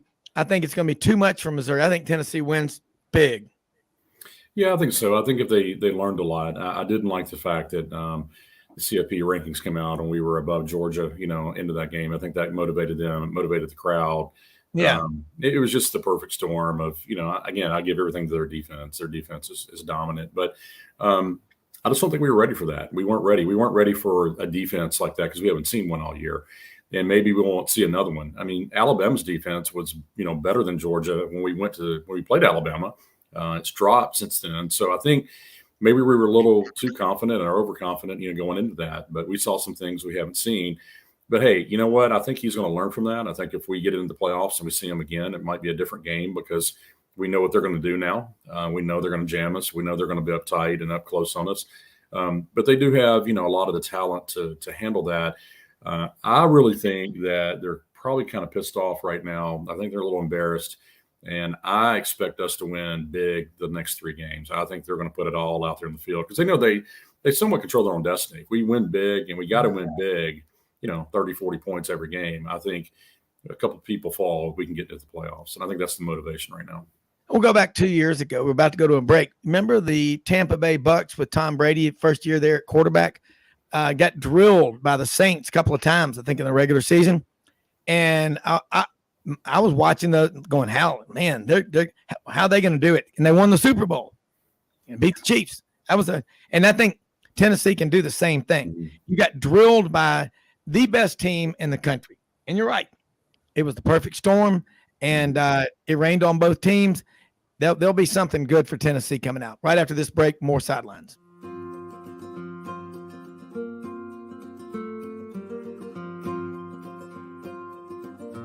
Hey everyone, my name is David Wisdom. And I'm Shelby McNeil, and we're attorneys with Haggard, Cleveland, Pierce, Thompson & Short, your local Auburn law firm. Established in 1959 right in the heart of Auburn, Haggard, Cleveland, Pierce, Thompson, and Short has grown in response to our clients' legal needs. We're a full-service law firm focusing on the legal issues our clients face. We take pride in providing our clients with exceptional legal services, ongoing communication, and skilled representation. If you have any questions about our services, please give us a call or visit our website today.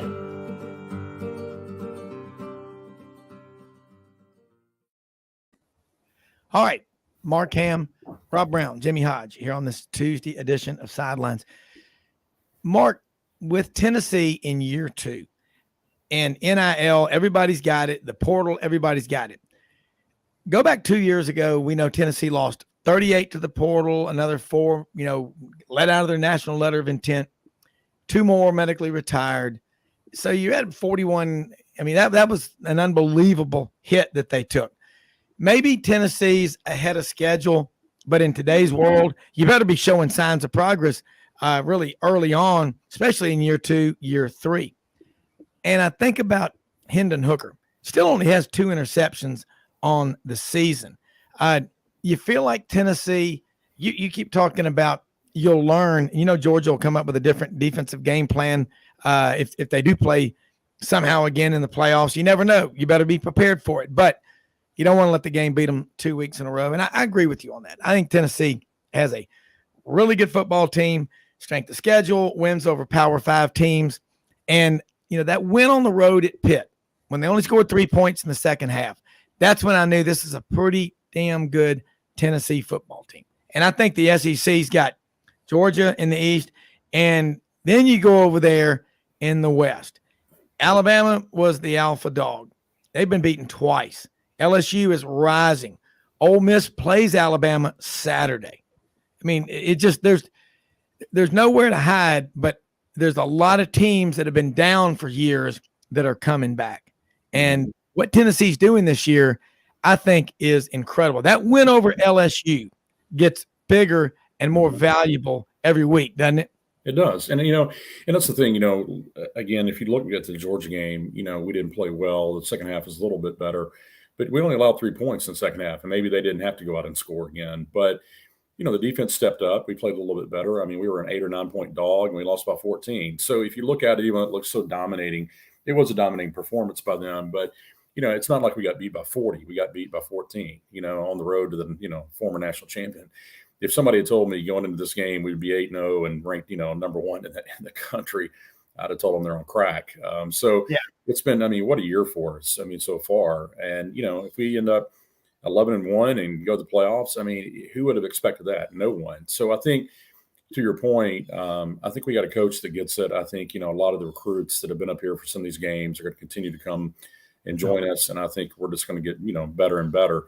And again, after the Alabama game, I'll tell you, or right before, I looked at, all the different stars that were out there, and when you look at Alabama at every one of their positions, they have 5 stars and 4 stars. Just stacked. Very few 3 stars. And you look at our entire roster, the majority of our players are 3 stars. So, when you look at that and what we lost, and, he really hasn't even had a chance to really recruit, a really good, cycle at this point. And I think we'll see it, coming up. I'm very excited about it. I think the offense is going to be good. We've got to figure out a few things, we got, some things that happened to us, but look, you learn from that and you move on. And I think we're going to be okay long-term. Well, you look at the blue chip index, which is a measure of 4- and 5-star players that sign with a school in every 4-year cycle. Georgia and Alabama are up there at 1 and 2 at about 84 or 85%. Mm-hmm. That's a powerful statement. Yep. And Jimmy, you know it, but it's about development and the matchups on paper, 5s, 4s versus a bunch of 3s. But really, how do you match up on game day? Then you look at guys that come in via the portal. I don't know where they rank those guys on that blue chip index. Probably don't, but it's worth talking about, Jimmy. Well, I don't worry that much about 3-star, 4-star, 5-star. I think it's evaluation by these different coaching staffs because these guys have been coaching college football for decades, and they know what characteristics to look for. And especially if a player has had a lot of success in let's say conferences with smaller enrollment schools. They can get overlooked by some people. And again, Nick Saban's offered plenty of 3-star high school prospects, and it's what a coincidence that usually after he offers a 3-star player, within 3 or 4 weeks afterwards, that guy all of a sudden is a 4-star guy by the different ranking services, be it 3 or 4 hours, Jimmy. ESPN, yeah, just about, But be fair. So it's really, I think, talent evaluation by these various coaching staff, recognizing the ceiling that particular player has. What kind of teammate will it be? How does he mesh with his teammates even at the high school level? And then developing those guys after they get there. And that comes with your strength and conditioning coaches. And then again, just their individual mental strength, and realizing that at this level, things aren't going to be all peaches and cream from day one. You're going to have to overcome obstacles and challenges, and then realize that, hey, everybody on this field is probably as good as I am, and I have to realize that and try to get better every single day to be the best player I can be. So it's a multifaceted process, in not only evaluating these high school players, what their potential is, but then developing them and trying to make them the best player they can be. Look, I agree, Mark. You can out-evaluate people. Recruiting is one thing, but certain coaches like a player, then his stock is going to go up. And I mean, think about a chef, a Cajun chef like Justin Wilson. He could take stuff that you pulled out of the ground in the mud in Louisiana and make it the delicacy at, Commander's Palace, Antoine's. That's what great coaching is. Give me a report card, a few more minutes before we go to Yancy Porter from the Rebel Yell hotline. But Mark, you talk about it a lot. A couple of years ago, what was it like trying to get people to come to a Tennessee game? And it's hard to believe, but when you say it, I believe it because you live it. But I just, my picture of Tennessee is a packed Neyland Stadium, because that's what it's always been. All my life, I've been to so many games up there, but it's always been for the Auburn-Tennessee game, and they were scalping tickets for a lot of money. Mm-hmm. Yeah, I mean, when we were, bad, and we've been bad a few years, obviously, there were times when in the Pruitt area, I had 9 tickets, and, the way of the game, I'm, holding up 9 tickets, and a father and his son walks up. I'm like, he goes, how much? I said, how about $5? He says, how about free? And I'm like, sure, take them. I mean, I couldn't even give them away. Are you serious, Mark? I kid you not. That is a true story. And, even though, there's a lot of people there, we weren't, the upper deck was always, a little bit empty, the upper deck. It wasn't Neyland. I think, this year has been a complete success. Look, we got beat by the national champion. I mean, you know what? They're still dominant, and, look, I don't know. I don't remember the last time they lost a game, I guess to Alabama sometime last year. But if we can play with those guys, I think we're going to be fine. We got to recruit, obviously, and we got to develop. But yeah, the atmosphere has changed. I would say this is a complete win. I said 8-4 before the season. And if we have a chance to be, look, even if we screw up and go 10-2, people may be disappointed, but it's still a fantastic year compared to where we've been. And we're only going to grow from there, especially with a lot of the recruiting we have coming in. And I think the offense is going to continue to be prolific. And I think, we got to pick up some more defensive people. But again, that was a learning experience, down in Athens, and you learn from that. So, well, preseason, I thought Tennessee could win 10. And if they were 10-0 or 9-1, 10-0 late in the season, I was like, I told Audrey, I said, I think they can win them all. Mm-hmm. And Roman Harper did that. And by the way, unable to communicate with Roman. I don't know if you ever got to get the brisket up there. No, it was crazy. It was a madhouse. I mean, we couldn't even get you on the show Saturday, man. We had Governor Lee on the line with us, waiting to talk with you, Bill Lee, and wanted to talk to you. And I said, we were having. I mean, I know what it's like. When I couldn't call Jimmy. I couldn't call anybody in Knoxville. We got to the tailgate up there by the torch guys. What's the torch guy's name in Knoxville? The guy holding that torch up. What does he have a name? I think it's General Leland's grandson, I think. But okay.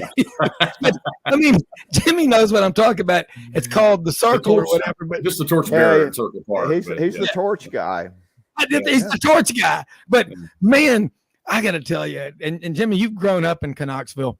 When you leave your tailgate mark and you go down in that bowl in that canyon, God, Neyland Stadium's a special place. It is so cool to go there. And I wanted people to hear that because you have 10 season tickets and you got a son that's in school there, a daughter at Georgia. By the way, how brutal was that? Well, you know what? She is a Vol for life. She'll tell you that. I figured. And she has worn her orange a lot this year because we're good again. I'm like, don't join the bandwagon. You're at Georgia now. But she did have on her dog stuff. I think she was happy with the win. But she's a Vol at heart as well. But she had a lot of friends that were down there from Knoxville that are Georgia.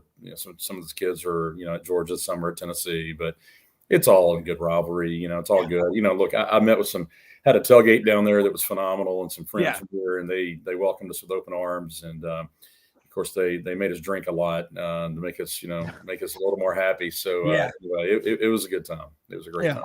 I mean, Athens, and how about those hills? That is one of that. Comparing the hills in Knoxville, the hills in Athens. It's a little different, there's not even mountains, so to speak, around there, but it's very, very hilly, over there. But, me and my son were sitting there, we were in the game, and it was loud, don't get me wrong, but I think their decibels were off because they tried to say they got up to 130 decibels. And the end of that one stadium, the north end zone where we're at, sitting down there, it was loud, but it wasn't Neyland loud. Like I couldn't hear when I left Neyland. So I think they were lying about that. And I'm just going to go on record because even my son's like, it's not as loud as Neyland. And it wasn't, but they said they hit 130 decibels. And I'm like, we only hit 125. So I don't know. They can't read either, and they can't write because, if you saw the post where they were going off the Tennessee folks, and some of the students had a poster that said, here's the Tennessee diploma. And they spelled and basically had toilet paper saying that a diploma from Tennessee was trash, but yet they spelled Tennessee with one E. And I was like, well, that's nice. There you go. Well, I've been to Athens a lot, and the hills there are incredible. But the end of the stadium, the old days, you had the railroad trestle. People used to sit on the railroad trestle and watch the games. It's loud. Believe me, Sanford Stadium's incredibly loud, but it's not completely bowled in, so the noise can escape and get out on that end. That's the only difference. But listen, that's a tough out. But Mark, hang on with us if you want to. We got Yancy Porter's going to join us from the Rebel Yell Hotline in Oxford in just a minute, talking about Ole Miss as they get ready to play Alabama. But and Jimmy, you've been to a lot of these venues. I have. Mark has. They're all special, and it's the fans that get there early. You've got the 11 or the 12 o'clock game in Knoxville this weekend. And this is the one where Tennessee can't let Missouri beat them 2 weeks in a row. But I just think about this Tennessee roster, Mark. It's going to get better. I cannot imagine how well recruiting is going at Tennessee right now. Any gut feelings? Well, no, after the Alabama game, there were so many players that were there, and we're starting to get more and more commitments, and I think you're going to see more of that as well. I think a lot of it's just putting some of these NIL deals together as well. So I expect us to flip some players. I expect us to get a really, really, stellar recruiting class because, again, you come there, we get beat by Georgia. Okay, well, some of those people are recruiting Georgia players as well, but they're going to have probably a better chance of starting here a little bit quicker than they will at Georgia or Alabama. But I'm excited about it. I think, and look, I think quite frankly, we might pick up 10 players out of Texas A&M in the portal because, it's obvious that, that's a train wreck down there. So, yeah. That one, you got A&M and Auburn, the battle for the basement coming up Saturday at Jordan-Hare Stadium, Saturday night.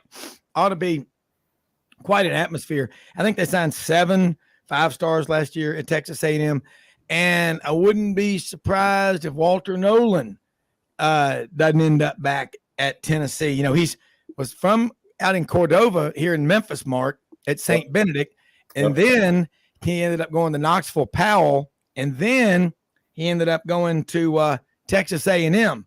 But these 18-year-old kids, I bet he's getting a lot of calls from people back in Knoxville saying, man, I just checked. They've got a jersey that'll fit you, Walter. So that one's going to be watching all the movement and the shifting in the portal. That's going to be crazy. I mean, that'll be fun. Jimmy, if you're A&M, you're going to have to re-recruit the so-called greatest class in history, aren't you? Yeah, and they've already lost the top-rated inside linebacker of the class of 2023 a couple of days ago, decommitted from A&M, and I think you're going to be seeing more of that. And I'm hearing from more and more sources that it is not out of the realm of the possibility that some of these A&M fat cats are willing to put together that $86 million to buy Jimbo out. I'm not, as bizarre as it sounds, I'm hearing it's a definite possibility. So no, I'm not doubting you. I'm saying that's a lot. But imagine that, and I would see easily 15 players leaving the transfer or entering the transfer portal and leaving A&M. But you're going to be seeing that all over the country, and it's just a question of what schools are able to not only evaluate these portal candidates, but also putting together the type of NIL deal and or collective deal between different alumni groups to make it attractive for those targets to come to your school. So it's so much more complicated than it used to be now that you throw in NIL deals, in getting not only the elite high school recruits, but also the top available portal players. Yeah. I mean, you got to re-recruit your guys you've already got. And you got to go out to the portal, put NIL deals together for that. If you're a recruiting coordinator now, you're probably busier than you've ever been in your life, Mark. I mean, it's totally different world we're in. Yeah, it is, and my son is obviously working at the athletic department, and actually he's working for a new company here called Next Level that's putting together NIL deals. So, they're signing baseball and basketball players, and they're getting ready to jump into the football side of things. So, look, they're raising money, they're trying to put these deals together, and I think it's going to happen. I mean, it's one of those things that, it's just a different world. And, if we can go out and get that talent, let's just bring them in and, let's roll with it. Well, everybody in the country knows, and they've all got NIL. And I think Miami and Texas A&M throwing it out there in everybody's face more than anybody. And, you got to handle it right. Again, we all know this. Nobody in the commission sales business gets paid money on the first day of the month for what they might do. We'll talk about more right after this quick break.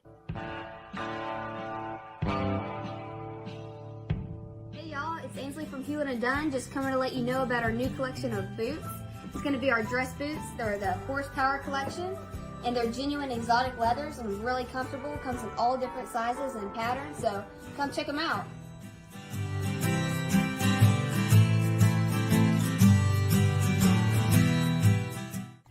Red River Ford and Toyota, located in Wynne, Arkansas. If you're in the market for a new or used car, truck, or SUV, call, go online, or drop by and see them. Located 45 minutes from Memphis, go off the 4-city exit on I-40 and go north about 15 minutes on Highway 1. Easy to work with and still believe in customer service. If you live out of town, they will deliver your vehicle to you. RedRiverFordToyota.com. Just see what they can do. Strengthen your seed zone this spring with quality tillage equipment from House Industries. Located in Cherry Valley, Arkansas, House Industries specializes in manufacturing superior equipment that will minimize your downtime and keep you working in the field. To ensure the highest quality control, all design, fabrication, and testing takes place in a 99,000 square foot manufacturing facility located right here in the heart of the Delta. Locate your nearest House equipment dealer online at houseindustriesinc.com. House Industries, breaking ground. Sidelines with Rob Brown. Talk sporty to me.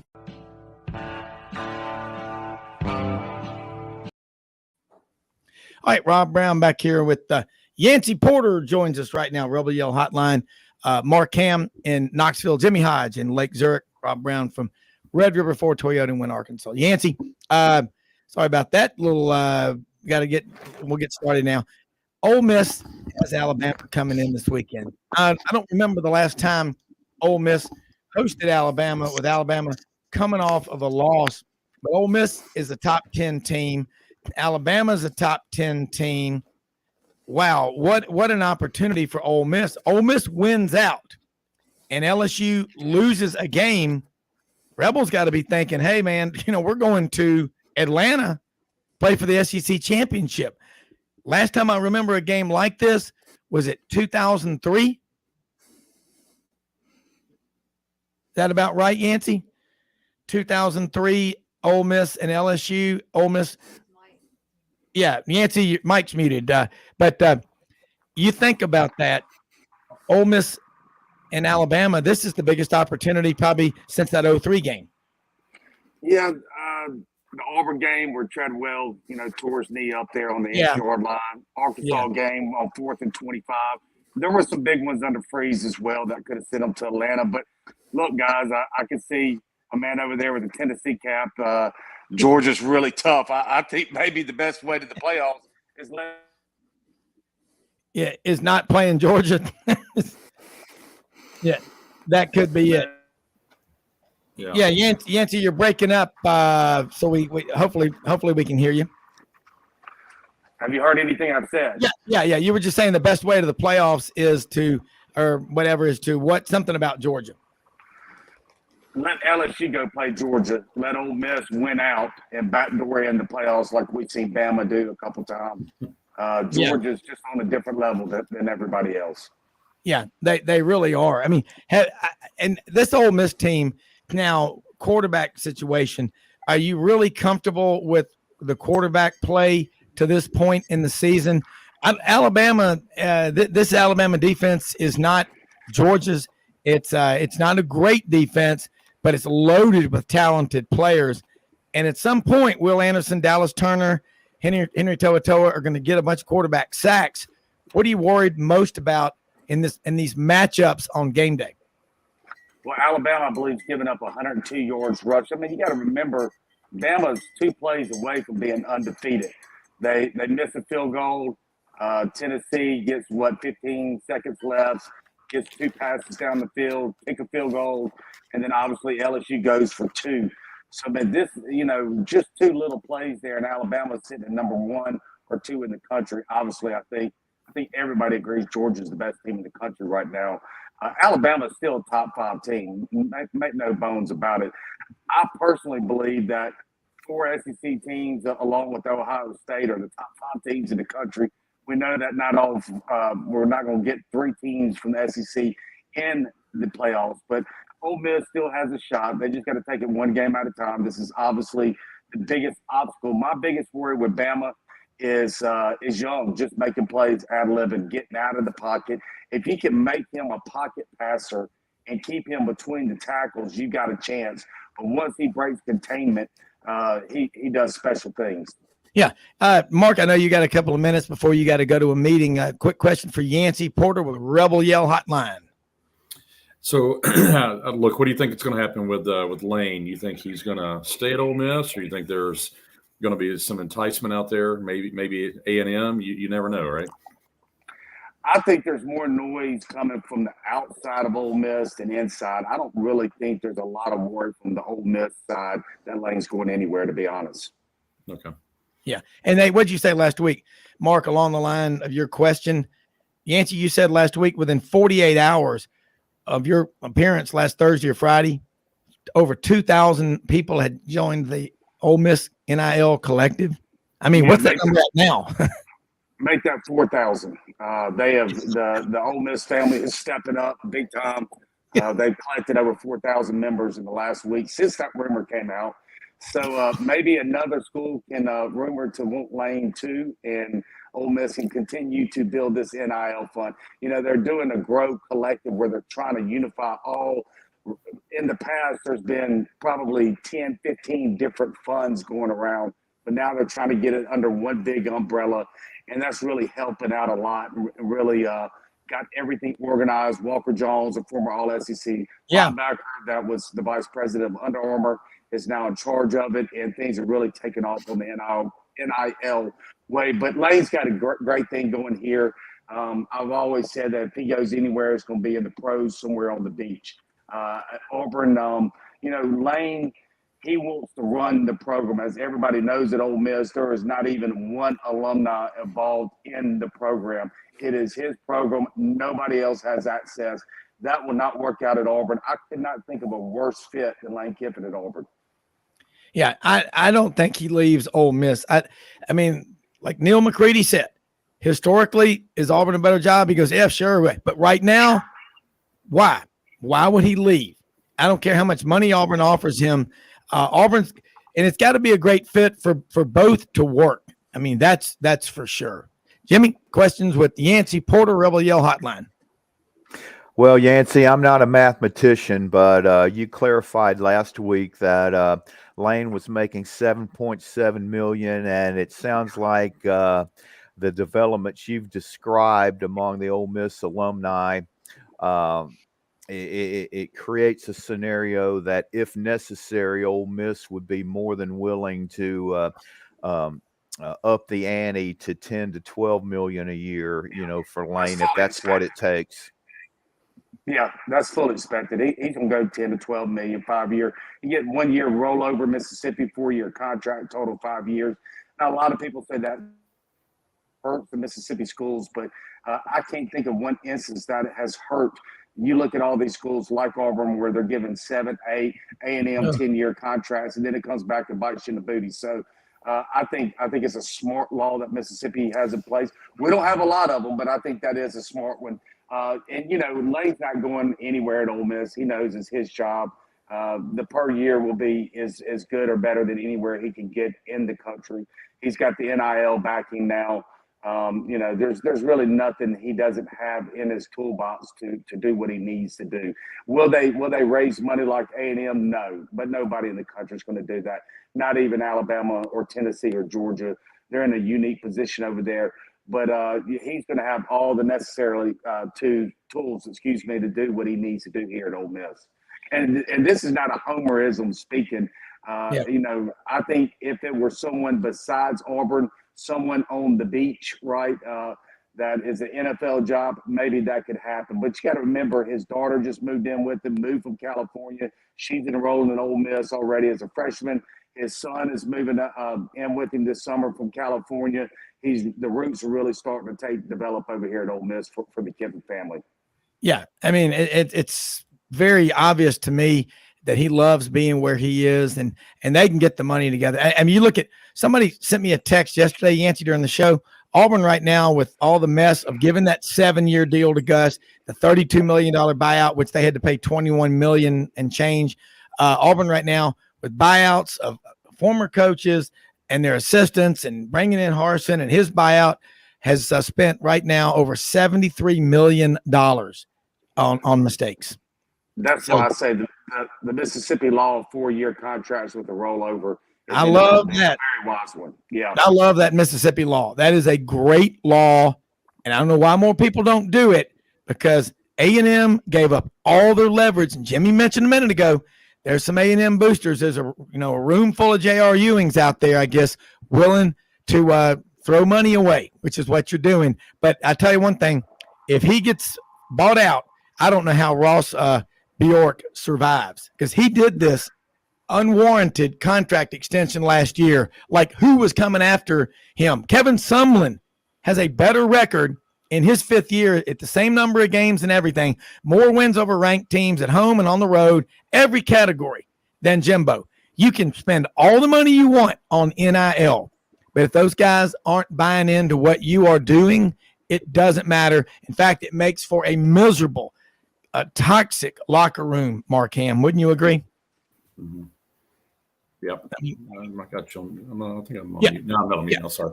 I would absolutely agree with that. I mean, you got to have everyone that's going to buy in, and I think that's what all these schools are realizing. And you got to have the coaches that are, running the programs, and I think that's one of the things they did at Tennessee was to get behind football again and really decide that they're going to put a lot of money into it and really allow some of these coaches to get out there and do their thing. So I think, when you get the commitments, to that, I think, the players see it, the people in the locker room see it.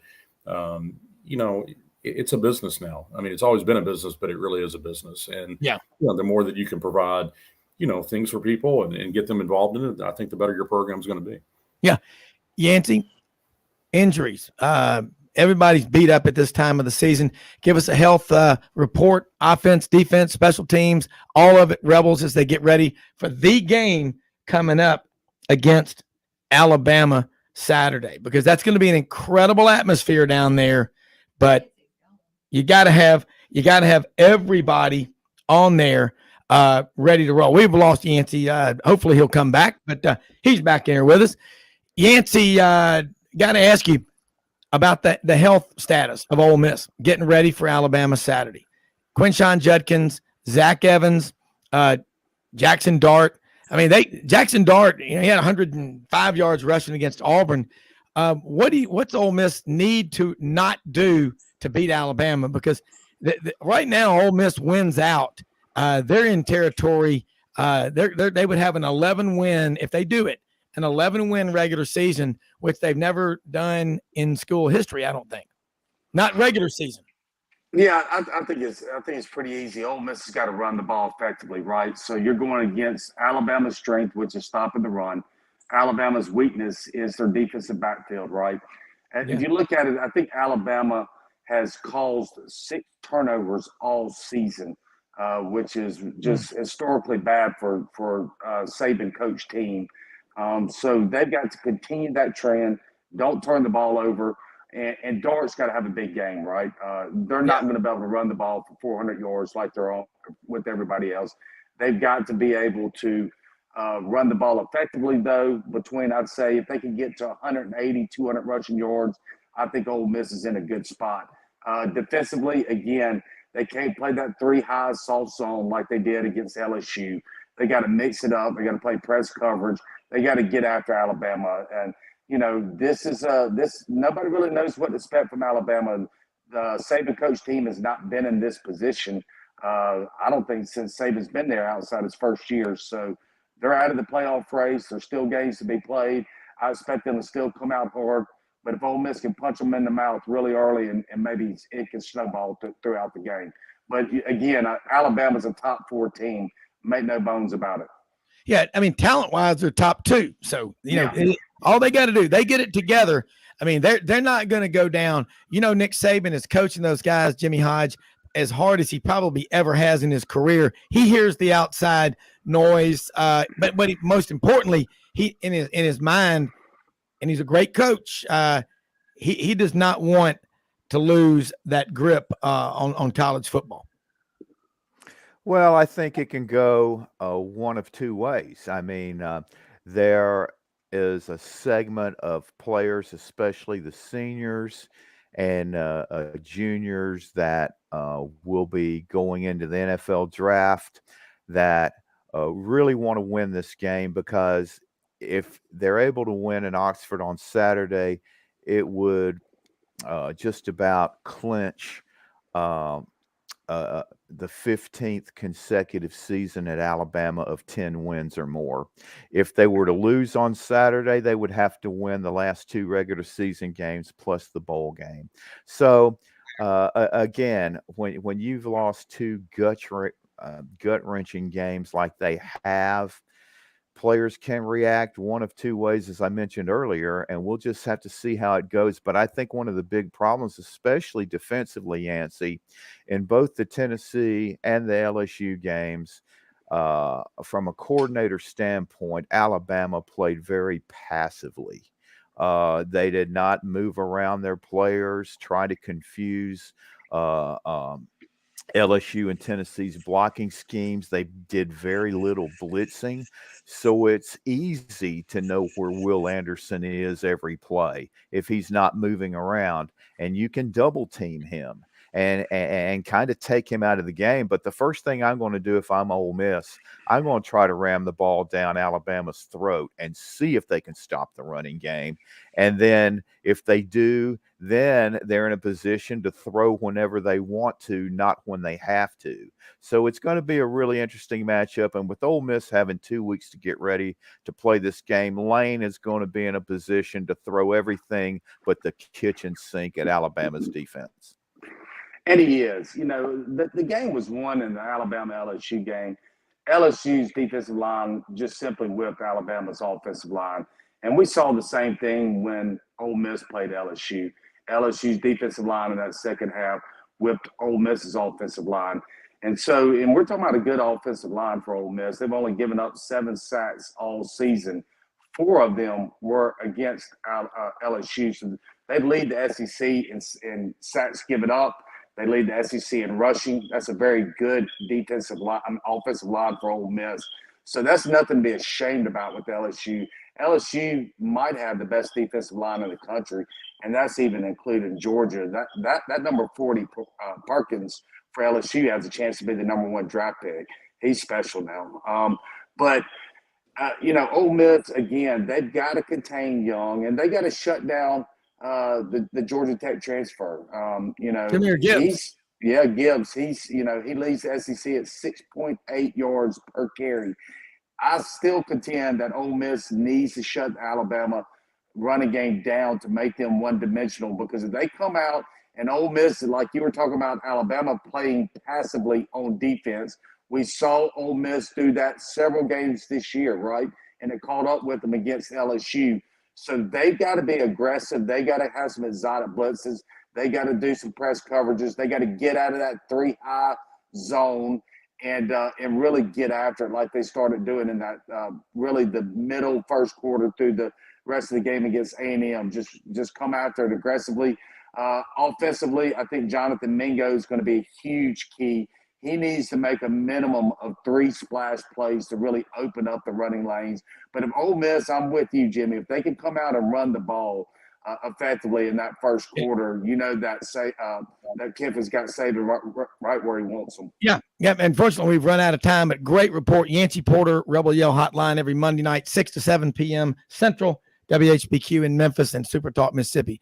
Hey, most often we see the face of Christ in the least among us. Go out and help somebody with the expectation of getting nothing in return. Don't give to get, give to give. God bless America. We'll see you tomorrow.